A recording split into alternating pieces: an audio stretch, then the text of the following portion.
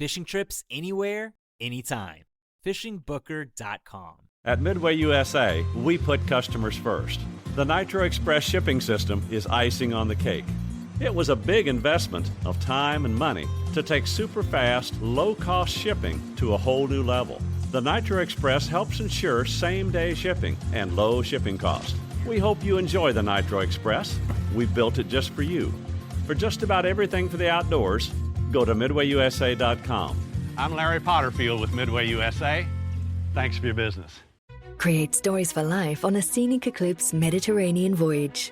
With Scenic, it's more than a journey of a lifetime. It's ultra-luxury cruising along elegant European Rivieras and idyllic Italian coastlines. It's being immersed in the history and culture of glamorous cities, towns, and villages. It's colorful architecture, landscapes, and regional cuisine.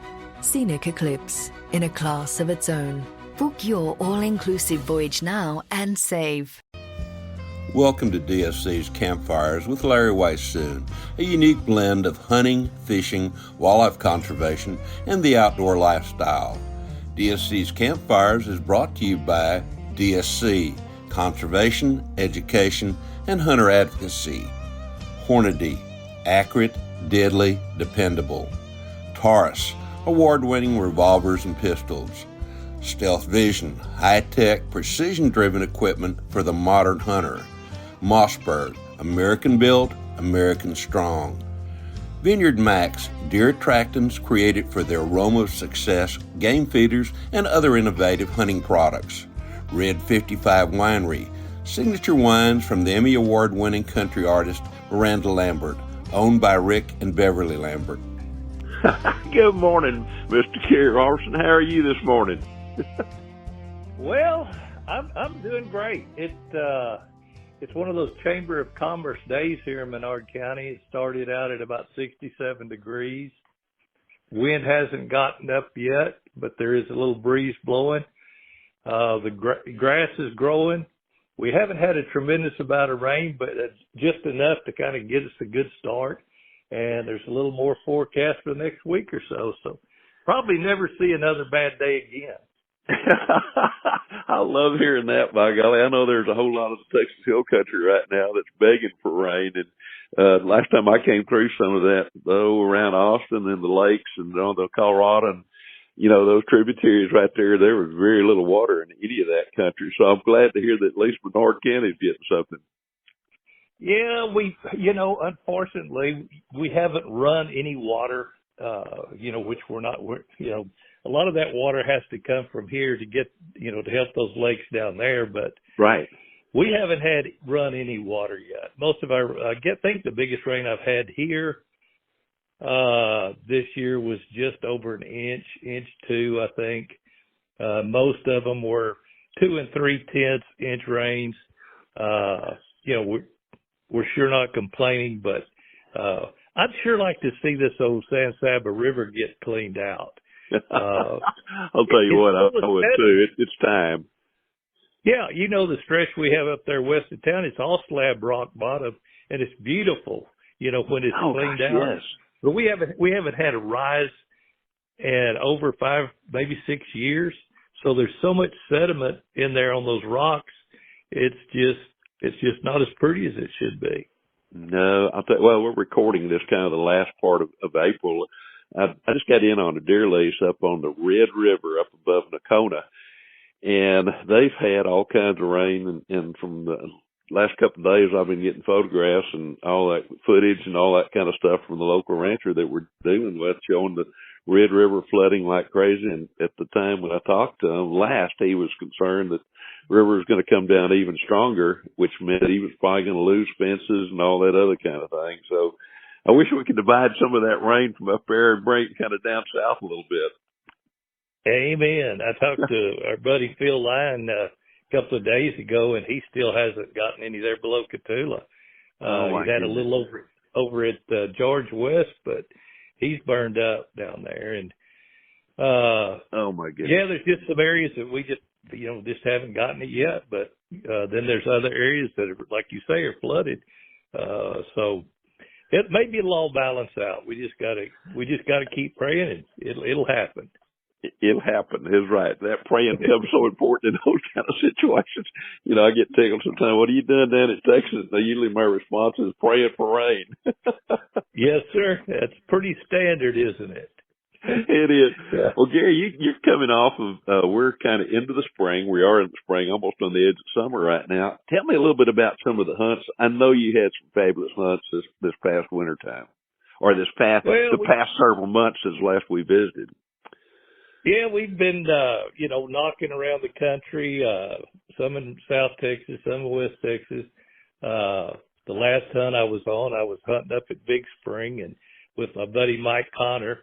And, we always have such a great time. Mike and I are the same age, and, so you're teenagers, right? Yeah, we're just teenagers. We don't make as many calls in a day as we used to. But we still have as good a time as we ever did. And, the last time hunt I went up there, I told Mike, I said, we always have really good luck in that country. And I said, I'm just going to bring my little Ruger-made Marlin 94, and I'm going to hunt with it with iron sights. This day and time, everybody else is out there trying to figure out how to shoot 1,000 yards. I'm going the other way. I love carrying. To me, there's nothing that's more balanced than a lever action rifle. The 94s and even the old Savage 99. All of those guns. Maybe it's because I grew up on those, but those just feel right when I shoulder them. So I'm going back to that, and so I carried my 94 up there, and of course I'm shooting Hornady's 125 XTP ammunition, and I'll guarantee if you hang one of those in a coyote with that 357 bag, it's going to get him. It's a killing machine. So I want to come back to. I love that. Of course, I've got some 94s, and I've still got a Marlin or two that the old school Marlin. Actually, I don't have one of the Ruger Marlins yet, but I've been shooting a bunch of the little Taurus, like 92s and 95s, like in the 44 mag and 45 long Colt kind of thing, and of course using the Hornady ammo there as well too. And then I finally broke down about 2 years ago and bought traded some long range rifles, if you will, for an old Model 95 Winchester in a 30 government .6. I'd looked for years for a 405 Winchester. Couldn't find one. Finally found this one at the local gun store, bought it, and shot a little bit with it this past year, and then my first mule deer that I ever shot was shot with a Savage Model 99, built in about the 19 teens, as I recall from the numbers on the serial number. And it belonged to my brother, and shot my first mule deer with it out there just north of Kent, Texas, just outside of Van Horn, back east of Van Horn a little bit. Okay. And my brother had that rifle. I borrowed from him. And so he finally showed up one day. It is in a 300 Savage. Savage, oh yeah, that was. So to me, that was it. Oh man! So I ended up using it some this year too. I just recently did several places, but they can see it on my website, the LarryWhiteson.net as well too. But all about those particular guns. But there's something comforting about carrying that lever action, whether it's a 94, 92, 95, whatever. It doesn't make a whole lot, or 99, whatever. But and then years ago too, since we're talking, I used to shoot a 243 Winchester Model 88, which was that they had out for a while. So I remember there's something truly comforting. And when I heard that that Ruger had bought the Marlin brand, I thought that was absolutely fantastic, because knowing my past history with Ruger and having been there on the whatever our team was called for several years, I knew that was going to be a heck of a damn rifle when they started putting it together. Yeah, I tell you what, I have in the 94, I have the 44 mag, I have the 357, and of course I have the 336 and 30 Yes. caliber. That's what Right. that's what I'm hunting deer with nowadays. But all of them, Perfect. I've left them with iron sights. But the thing about those guns that you mentioned, when you shouldered them and pointed them, you were on target pretty much. I mean, Yes, you were. The target acquisition time with those guns was incredibly quick, and I loved it. The first time that I carried that, well, actually I was shooting the 44 mag in the 94. The Big Spring was the year before last, and the very first coyote I got a shot at was running, and I'll be dang if I didn't roll that coyote up. And no one was more impressed than I was Mike Connor. Mike was like, I can't believe you did that. But because of how quick you can get on target with those guns. They were made to shoot. They were amazing. I've got both my dad had a Model 94 30-30, and then my father-in-law had a Model 94 that was stamped 30 WCL. And I would use both of those on hog hunts just kind of, out of remembrance of them. And you're right. Sure. I've shot numerous running hogs with both those, again, with Hornady ammo, but, both those running, and you're right, they shouldered so easily, they pointed so easily, and if you needed a second shot, you really didn't have to come off the sight picture to do a second shot. No, so there's something to be said about that. Man, I'm thrilled to hear you doing that. Yeah. To me, there's, like I say, everybody else is trying to figure out how to shoot them around the world, and I'm sorry, I didn't grow up on them. But the most awkward handling rifle for me are these, AR platforms. There's nothing pretty about them, in my opinion. I shoulder them and they feel awkward to me. The stocks don't feel right. But you put optics on them, I don't know. I got to search for them. And, the game that I like to call is really, if you're calling, it's a close quarters game. Yeah. I want something quick, nimble, fast, and quick target acquisition. And I can't get that with those guns. And like I say, it's probably just because I'm 72 years old and just never really messed with them. But that's where I am. And by God, I'm not changing. I am so thrilled to hear that. I'm kind of the same. I'm just a little bit older than you are, and I own a decent number of guns, a lot of bolt action, a lot of single shots. I love the Ruger number ones. I can't ever get enough of those. I just bought 6 of them the other night. Hope my wife isn't listening right now, but she doesn't really care as long as they're Ruger number ones and they're pretty wood. The only thing she'll ask if I buy a rifle, she says, "You got the pretty wood on?" Let me show you. Man, everything's okay. So, but I'm like you. I have never gotten into any of the automatic type rifles. I know a lot of people call them the AR, but and those kind of things. Sure. But to me, they're not attractive. That's just a personal thing. I mean, I offer anybody shooting whatever they like. And the more people we have out there with hunting guns, the better I like it. But from a personal perspective, I've tried like you. I've shouldered them a couple of times. They feel awkward.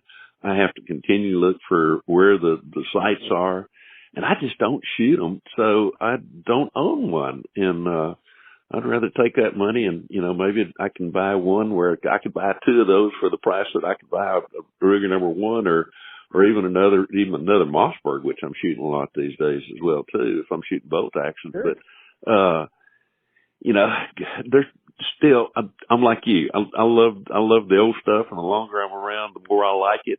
The good thing about it is, I think when Ruger bought Marlin and started bringing that gun back, it was amazing the interest that all of a sudden kind of just blossomed once again on lever actions. And I mean, the same thing, like I'm doing a lot of stuff with Taurus, and with Rossi actually, and there it's the same thing. I think their market on their lever actions is better than almost anything else that they do.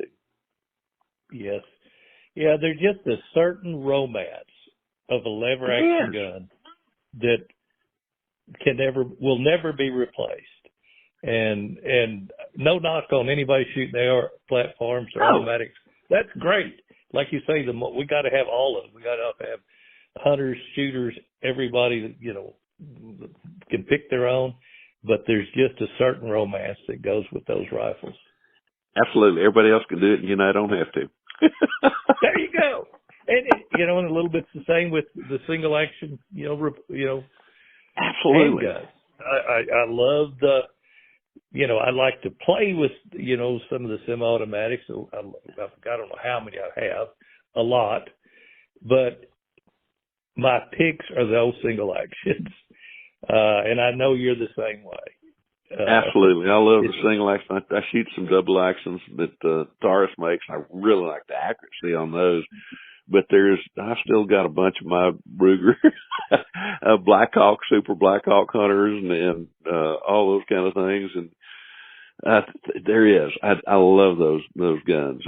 And of course, I've always liked single shots. I've still got a lot of the Thompson Center stuff that I'd played with a long, long time ago as well too. So I kind of fall in that, like we were talking kind of like that old school of making that first shot count. And I used to get tickled though years ago. You shoot a single shot, and it was like, oh my God, you've only got one shot. Well, regardless, you've got one first shot, even if you're shooting one that's got a 20 round clip with it, kind of thing. And that first shot is one that makes it count. But those single shots to me still are very, very dear. Always will be. Dear. Yes, sir. Yes, sir. Did y'all call up any lines, or did you hear any lines being called up with the Freak? We've had several people, yes, call up lines with the Freak. I haven't called up one since we called one in New Mexico. A young man below Sonora back, I think November, called up the line there south of Sonora, and it was killing sheep on them. And what was kind of crazy was he and his buddy went out. They knew they were having problems, that knew they had a lion killing on them, and they went in there and called the line up. I think they, if I remember the story correctly, they were looking at a coyote coming in front of them, and then they heard just the slightest movement to their left, and they turned their light as there because they were calling after dark, and the lion was right there, and they spooked it.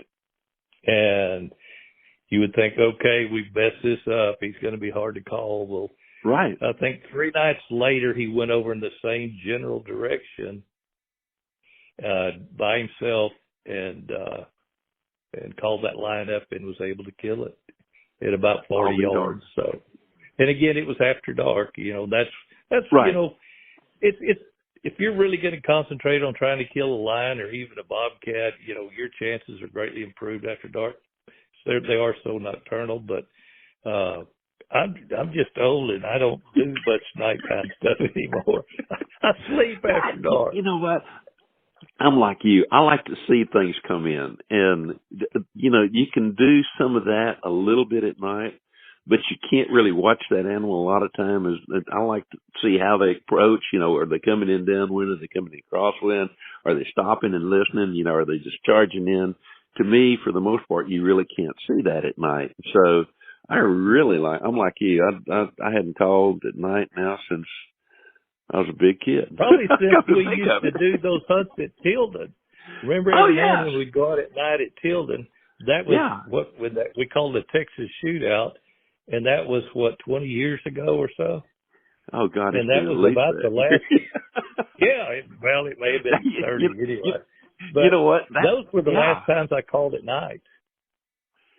Yeah, you and me both. Of course, that is the last time I did that. Yeah, I'll be darned. Of course, we would do it because we'd have outdoor riders in from out of state on those hunts, and most of those guys had never done it because it was not legal where they were from. Exactly. Texas had more liberal, game laws, especially for predators, and so this was their one chance to get out there and call after dark. So all of them wanted to do it, and I hated it, but we'd go out and call till about midnight. Yeah, we did it because, we tried to make those guys happy. And, but we'd get in a couple hours after dark, and then but we were hunting all day too. You remember, Larry? You hunted all day, and then they'd eat, and then they'd want to go out again. And boy, once I hunt all day and I eat something, I sure enough want to lay down. But anyway, that was the last time. Maybe that's what broke us from wanting to go at night. You know what? That may well have been what the deal was. Because since you mentioned it, I've been trying to think of any other time that I've been out at night with a call, and I cannot remember any other time. So it's got to been the last time. Those sure were fun, though. Yeah. I'll tell you. Those were fun. I often got partnered with Phil Lyon, and Phil and I had such a great time. And one time I remember we had several riders out, including Bob Holscher or Helscher and like 2 or 3 others, and it didn't make a darn bit of difference where I sat. Yeah, and Wayne was even, I think, on that hunt too, and in that group, and I'd sit up to where I wanted to. I mean, I'd shot a lot of coyotes and all that kind of stuff, and so I really wanted the riders to shoot. And I'll be darned, every place that I sat, the coyote was 10, 15 feet in front of me, came in directly in front of me. Nobody else could see, and I shot it. I'd shot about 6 of them that day. And so I told Phil, I said, Phil, y'all just go after. I'm just going to sit in the truck this time. And they go out and call. And I had 2 coyotes that came running in and stopped right in front of the truck. And unfortunately, or fortunately, whatever the case is, I ended up shooting them. But, I'm going, oh, my God. I said, I can't even sit in the truck. So Phil and I, last time I had lunch with Phil in Pearsall. Oh, God, it's been probably a couple of years ago now, 3 years ago maybe. And we were laughing about that. I said, my God, he said, everywhere you went that day, the coyotes came to you, and it was amazing how that worked. I was embarrassed by having shot all those coyotes. Yeah. Well, I'm going back to some of the same country we used to hunt. I'm going down Friday, and we're going to hunt this weekend. That country between kind of Tilden to Pearsall in there, and it's a real challenge on this one. I'm going with a young fella that I hunted with him a couple of years ago, and the first time we sat down, I called a coyote up. Of course, we were using the freak, and the coyote he was watching the call, and that gave the fella, my hunter, the chance to draw on him with his bow. And he shot at him at like 25 and got hair, but that coyote naturally just squatted just enough that all he got was hair. We didn't get the chance, I think, to hunt one day. We called up a cat, and it was one of those cats that didn't act like a cat. He came running over the call bounced off of it and nearly ran over him, but the cat never stopped, and which was unusual. So he never got a shot at that. But we're going to try to get him at least one coyote with a bow, and he's been practicing. This guy is really good out to about 70 yards. So if we can get drawn, it's going to be interesting to see if we can get it, and of course get it on camera. Of course, Steve's going with it. Well, if anybody can do it, Steve will be the one that can. If anybody can, it's going to be a challenging couple of days. I'll have another young man there that's going to be shooting a rifle that can kind of cover a few mistakes. I hope, although I've never hunted with him. I hope he can shoot. We'll find out. But anyway, we're gonna try to get one with a bow and get it on camera, because I know it happens, but it doesn't happen every day. I hear guys say, "Yeah, I've killed one with a bow," but it was always when they were like in a deer stand or something, and the coyote had no clue anybody was around, and they were able to draw on him and shoot.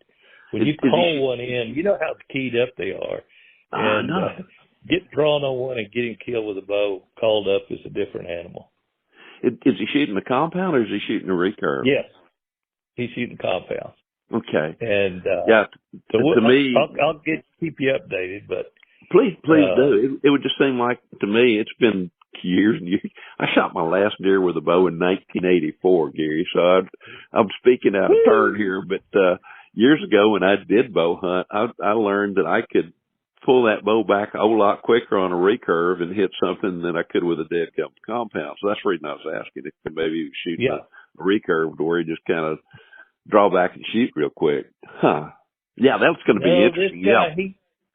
This guy, he's shooting a compound, and he shoots a lot, and he's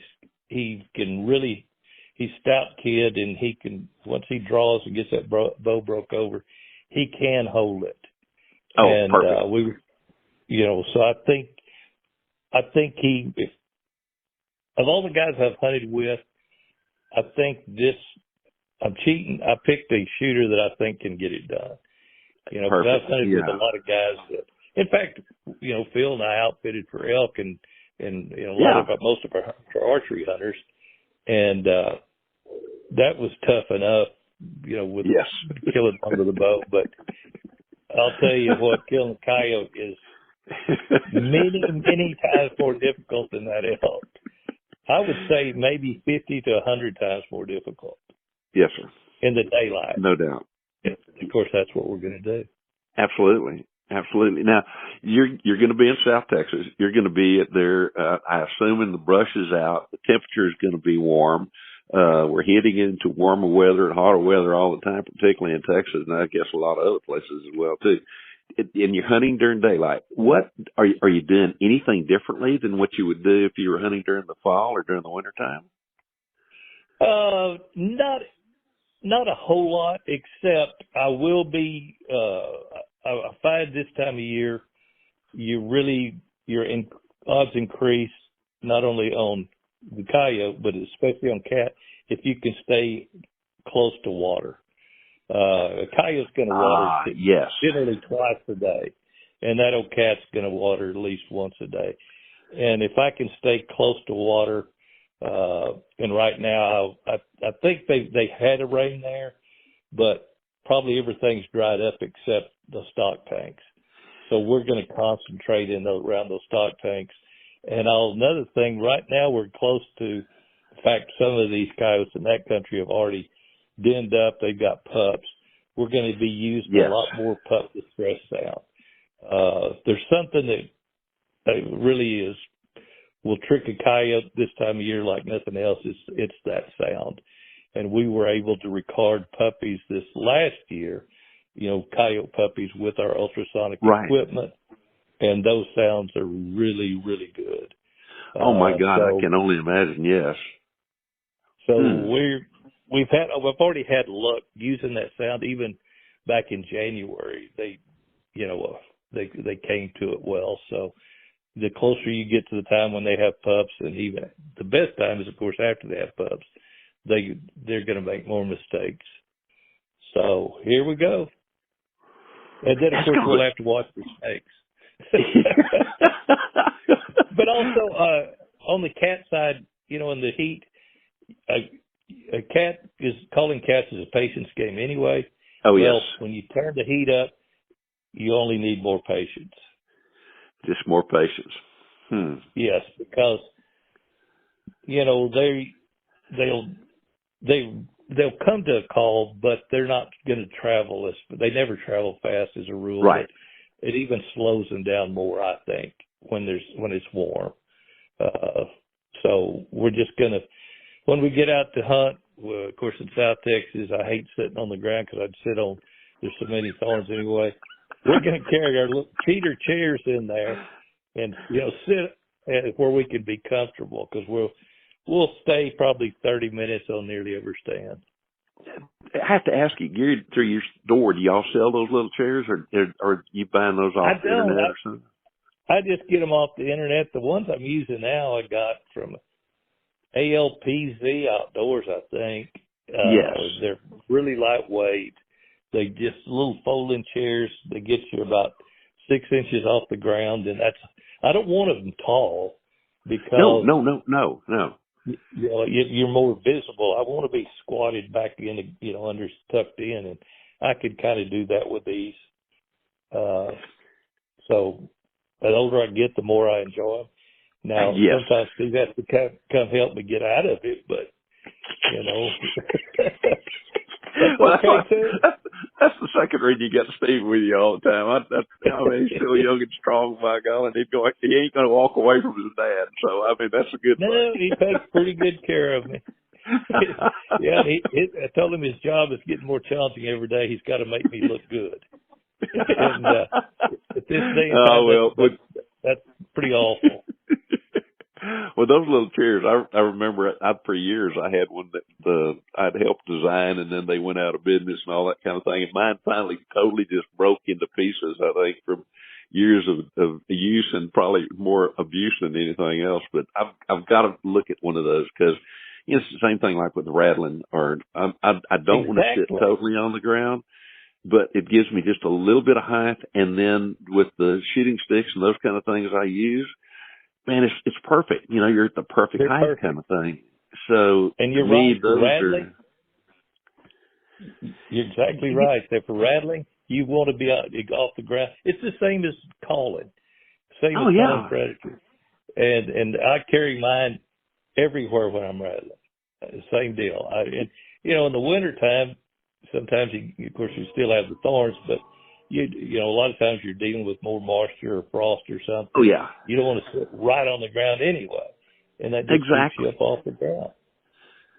Man, and if you're comfortable, you can hold still. Yes.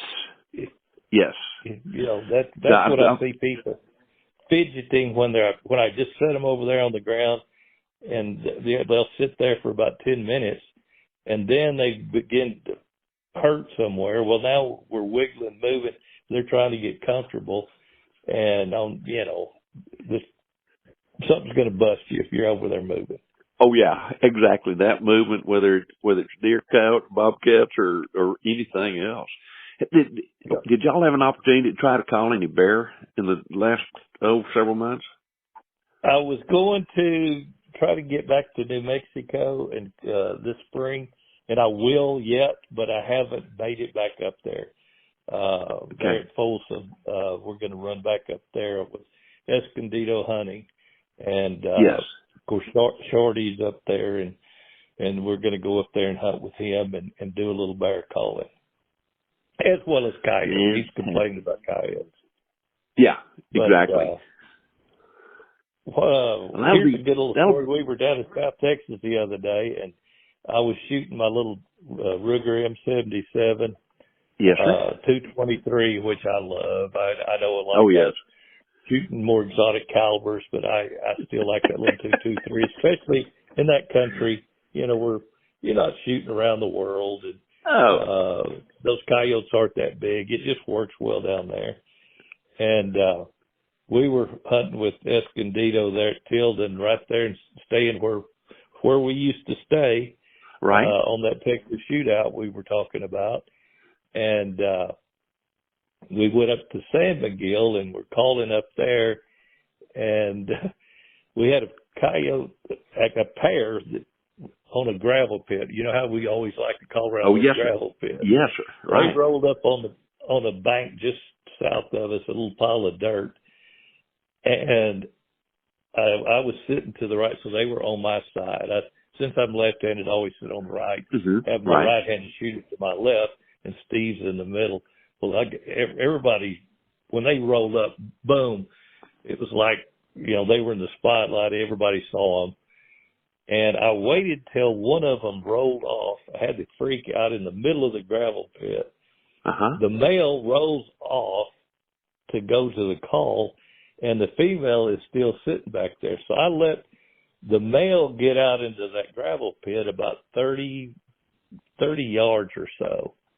And I said, okay, now if I shoot the female in the back, Levi is going to be able to pick up the male running one way or another, probably to the left. Right. And so I thought that would carry him over in front of Levi, who was shooting. So I popped the female behind him, jacked another shell in, and when I did, the male, instead of breaking left, he broke and came right across in front of me, between me and the female I just shot. And I got on him and shot him. And I haven't reviewed the video, Les, yet, but I think I killed both of them in less than 3 seconds with the Oh my with goodness. the bolt action rifle. And Levi was there. Of course, he's a great shot. He's, I think he's shooting a 22 Right. arc, and he's got a, suppressor on it and all the great optics. And here I shot those, and of course he can shoot one at 600 yards. Yeah. I can't see one at 600 yards, but that goes back to the nimbleness of a rifle and Absolutely. quick shoving and quick target acquisition. Of course, using Trigicon, I'm using their little. I love the AccuPoint scope. Yes. I don't know, something about the green dot in there. Yes. And anyway, I killed both those coyotes Just bang, bang. amazingly quick. And it was on video. It was a cool thing. Yeah, that is a cool thing. Not only can I say it, I can prove it, by golly. Yeah. So Levi was quite impressed. The old man could still shoot that fast. Actually, I was kind of impressed. I get impressed myself. My goodness. But again, that all goes back to that nimble, quick target acquisition gun. It does. It really, truly does. I've been bidding a fair amount with Randy Flannery up in Maine. And Randy, as you probably all know, does a lot of seminars, but he's a guy that really does a lot of tracking in the snow. And so I've been visiting with him about the lever action that he uses, and that's pretty much all he uses. I mean, he shoots other guns occasionally if he has to hunt somewhere else, but most of the time with his bear, with his deer, anything else, he's shooting lever actions, in 45-70 or, somewhat similar 30-30 kind of thing, the older style cartridges, if you will. And that's one of the things that he and I've talked about. He said that I can work that lever action quickly and accurately, more so than most people can, with any other kind of action that they're shooting. And Sure. and they're handy. They're not long. To me, I always like relatively sharp barrels. And that's one of the things about those lever actions. You can carry one of them in your hand and bring it up very quickly in dense brush if you need to shoot quickly. It's not like having a long barrel rifle where you got to pull it back here, poke it there, pull it back here, poke it back here, and then finally push it forward. By then that shot opportunity may be gone, or you're not going to get. Actually, most times you're not going to get a shot in those situations. So I love those sharp barreled guns, and with those lever actions, as you mentioned, man, you never have to leave the sight fixture. All you got to do is drop that lever and bring it right back up, and that second shot is so quick, kind of thing. Right. Makes you want to go out and shoot and chase hogs and see if I can call something later this afternoon. Well, I bet you can. Although I'm looking out right now, I told you the wind wasn't up. Well, it's about up here again. It's been blowing. Oh, and God, my great uncle used to tell me, well, the wind's going to blow in a drought, and you can tell it's a dry year because the wind is blown. Yeah. Well, if that's the case, we're the same way here. Every time when I've had a little bit of time where I thought I could get away, I'd step out of the house and the wind was blowing 25 miles an hour or more. And gusts, and where I was going to go is kind of on the edge of the prairie down here. And I mean, they're just going to no need to go there and mess things up is what it amounted to as far as I was concerned. No, I hate to go in there and ruin my country when I know it's not going to work. One other thing I need to visit with you about, like we're saying, wait until the wind gets down to where critters can hear, and so you don't ruin things up. But I want to tell you that little close call, and I can't remember the little 2 pieces of plastic with the little S2 we call it. That's it. S2 close range call. Little S2 close range call. I hate to even talk about it because I'm afraid too many people. Well, for you, I hope they buy a bunch of them. But for me, I hope they don't spend a whole lot of time out in the mule deer woods trying to call mule deer, because I have to tell you, Gary, I got to hunt mule deer again this year in the Panhandle. I was up there with the Field and Stream crew with the new magazine, and they were up there shooting video.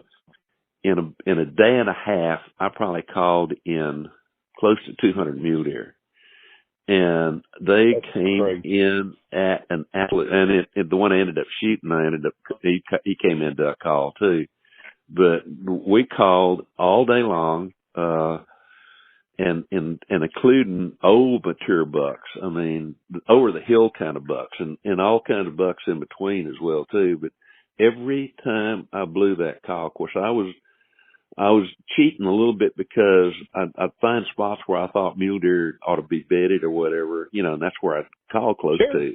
But my gosh, every time we call that thing, I had mule deer literally in my pocket, so close that had one guy that he said, I've never seen this kind of thing before, and he said, do you mind if I go with you? And I said, absolutely not.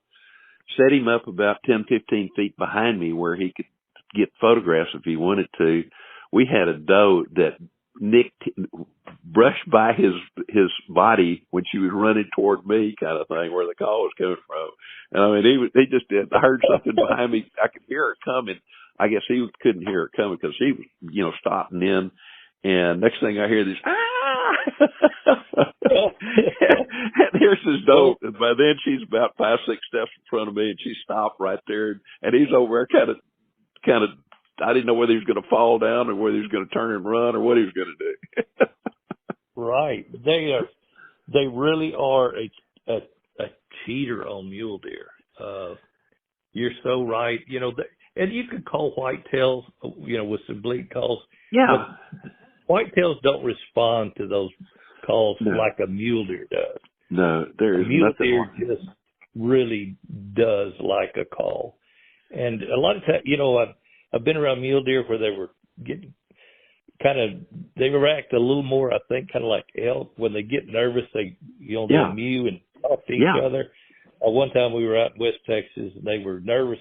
They had to go in a water lot to get water. Mm-hmm. And those fawns were nervous about going in there, but that was only water.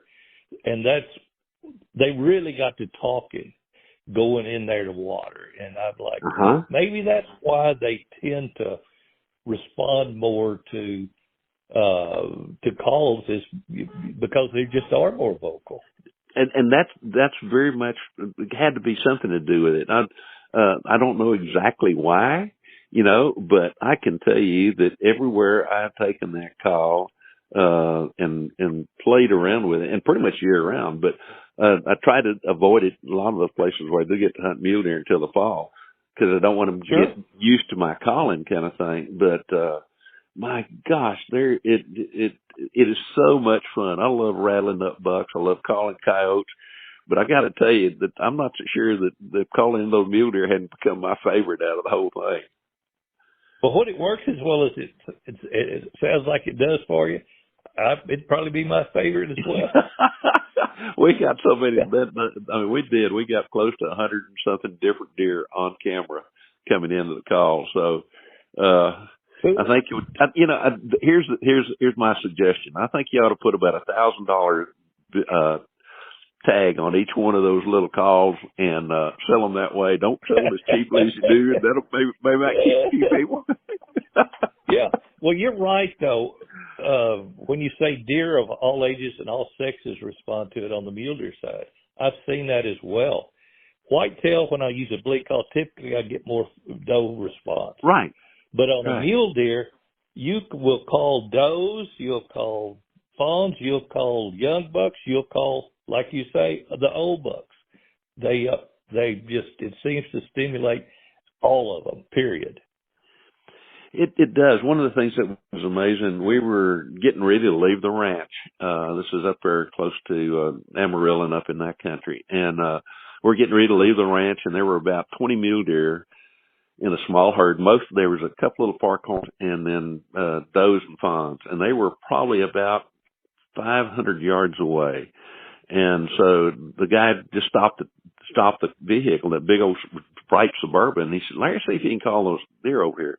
I started calling. We had those deer come in broad open country to within probably the farthest one was probably 20 steps away, and the closest one was probably 10 steps away from the vehicle. It was amazing. That is cheating, isn't it? Yeah, but it's a fun kind of cheating. Oh yeah. All is fair in love and war and hunting. Okay. and mule deer hunting, by golly. There you go. I may not get to shoot a mule deer this fall, but I'll tell you what, the good Lord still have me on this earth. I'm gonna be somewhere where I can call one up or try to call one up, just for somebody else and nothing else. Yeah, I'm kind of that way now on rattling or calling coyotes. Oh, I don't yeah. have to shoot it anymore. I just as long as I have somebody there that wants it, I enjoy just to watch the animals. Man, I do too. I want to have a gun in my hand just so I can say I'm hunting, but whether I pull the trigger, it has nothing to do with how much fun this could be. That's right. Well, this weekend coming up, I'm not even going to carry a gun. I don't think I may carry that little lever action Marlin. I think you need to carry one just for the fact of by God, that you need to have it at your side. Not that I've gone on some quail hunts in years past with friends of mine with over under shotgun and never carried a dead gum. Didn't have any shot shells with me. I was just there to watch the dogs, kind of thing. So, at least I did have that gun in my hand, and that made it, okay, I am, I guess, legally hunting or ethically hunting, or in my mind hunting, kind of thing. So, Gary, one thing I need to remind people of before, and I want to remind people too how to get in touch with you, but just to remind people, we've got our 40th anniversary TWA, Texas Wildlife Association convention, coming up at the JW Marriott there in north part of San Antonio.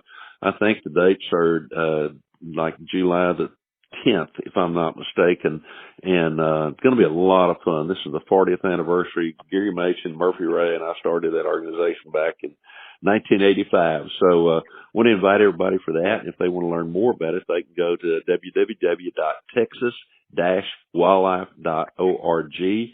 And then right after that, the following weekend, we're having our DSC Foundation Gala up in Grapevine, actually, at the Gaylord Texan Resort. And that's going to be a kind of a mini DSC show this year as well, too. And so lots of things going on there, and they can learn more about that by going to the DSC website, which is www.biggame.org, or our DSC Foundation, which is www.dscf.org. Now let's tell everybody how to get in touch with you at Burnham Brothers. Well, you can just go to Burnham Brothers, our website, or if you're interested more on the freak call, which seems like everybody wants, in this day and time is more into the electronics, then you can go to freakcalls.com, freequalls.com. And there's a freak show on there that I think shows some, folks that have had success with the call, maybe some testimonials, all that stuff. And then I think there's some YouTube, different videos on there as well. But, just give us a look, and we'll be doing quite a few shows, this year. I'll be doing the trophy hunter shows, and I'll be doing the show down in the valley, the Texas Sportsman Show in McAllen in July as well. And I hadn't attended that show in a number of years. By gosh, I went last year and we had a great time. So we're going back again. I remember that. I spoke at that show several years ago, and then I got away from it. But it was a darn good show back then. That's what I do recall about it. But good to hear that. And also remind people about your TV show as well, too. Well, we'll be cranking up season 15 beginning in July. Oh my goodness! And it airs on the Pursuit Channel. This is going to be my last season, Larry. I'm going to continue to hunt. I'm going to continue to shoot video, but I'm not going to do TV. When I started this, number one, I never wanted to do TV because I'm just not that kind of guy. But our sponsors wanted us to do it. And in those days, our sponsors were Mossy Oak, Nikon, and Savage Arms, and Winchester Ammunition. They're the ones that pushed me to do it. And here we go. Of course, nowadays, we have new sponsors, Trijicon, Hornady, Ruger, still have Mossy Oak.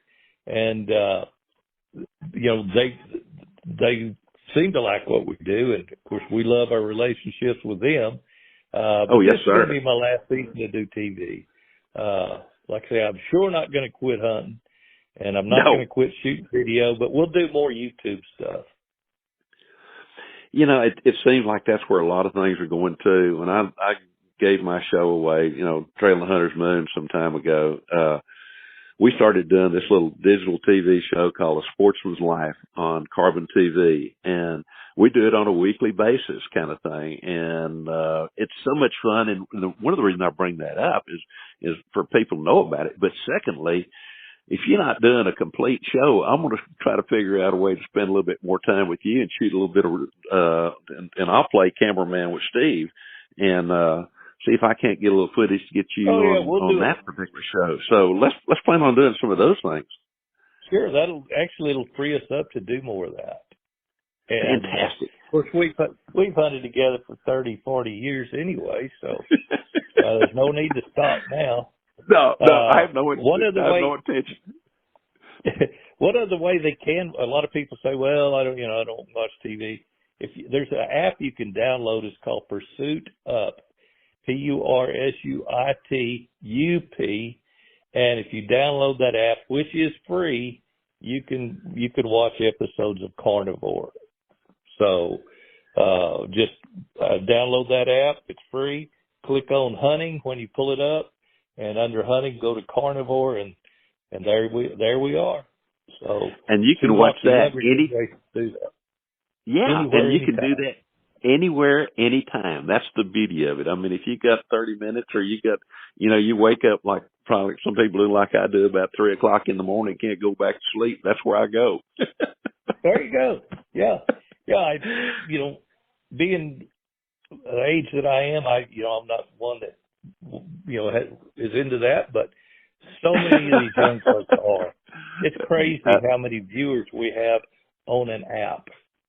Yes. So it really amazes me. And of course, any way that we can get information out there to those folks, because all your shows are not only entertaining, they're educational. And to me, and you teach people without people even realizing that they're being taught something. And that to me is a sign of a true teacher. So thank you for having done it all these years, and looking forward to you doing it a whole lot more. Well, like I say, good Lord willing, we're going to keep going. We're young. Larry, you and I are. I know I think us being in the woods has kept us young, and I don't see any end in sight. So a lot of people say, "When are you going to retire?" I said, "Why do you stop doing something you love?" Right? Exactly. So that's right. I'm laughing. That's usually how I respond, is with a laugh. You got to be kidding. Retire? Why in the world would I want to do that? Why would I do that? Yeah, and I see so many of my buddies that have retired, and when they do, they slow down, and then they kind of wear out quicker. So yes, sir. I'm just going to keep fighting it. That's me, and I'm looking forward to several more times. Looking forward to spend some more campfire times around you. And I guess at this point we better cut this off. You got things you got to go do, and I've got a couple things I need to get done as well today too. Gary, I can't tell you how much words don't express how much I appreciate your friendship, first of all, but secondly, how much I truly appreciate you coming here and being with us around the campfire. Oh, we love it, and looking forward to the next hunt. Absolutely. Ladies and gentlemen, join us right back here next week, and no telling where we'll go. We may talk a little bit about a hunt that we've been on, and get Gary back on here before too very long, and we'll tell some of those tales from back when we spent a bunch of time down in South Texas hunting with Phil Lyon and Kevin Howard and a whole bunch of other folks down there. Join us right back here next week. Thank y'all for being with us. DSC's Campfires has also been brought to you by the Crown Bar in LaGrange, Texas, Texas Wildlife Association, Habit, Our Gear, Your Adventure, Double Nickel Taxidermy, and Burnham Brothers Game Calls. Want to plan your next fishing trip without the hassle? FishingBooker.com is the best way to find and book a fishing charter anywhere in the world. Whether you're chasing trophy fish or just looking for a family day on the water, Fishing Booker makes it simple, fast, and secure. With thousands of experienced guides, verified reviews, and 24/7 customer support, Fishing Booker takes the guesswork out of planning. Visit fishingbooker.com and book your trip today. Fishing Booker. Fishing trips made easy. Hey, what's up, happy people? This is Robert Arrington from Deer Meat for Dinner. If you're into bow fishing like I am, you need to check out Cajun Bow Fishing. I've been using their gear for years, from the Sucker Punch Pro to the Winch Pro Reel. It's tough, it's reliable, and it works. Whether you're just getting started or you're ready to take the step to the next level, head over to CajunBowfishing.com and check out everything Cajun Bow Fishing has to offer. I trust their gear because it works. So if you're hitting the water soon, make sure you're rigged up with Cajun Bow Fishing. You will not regret it.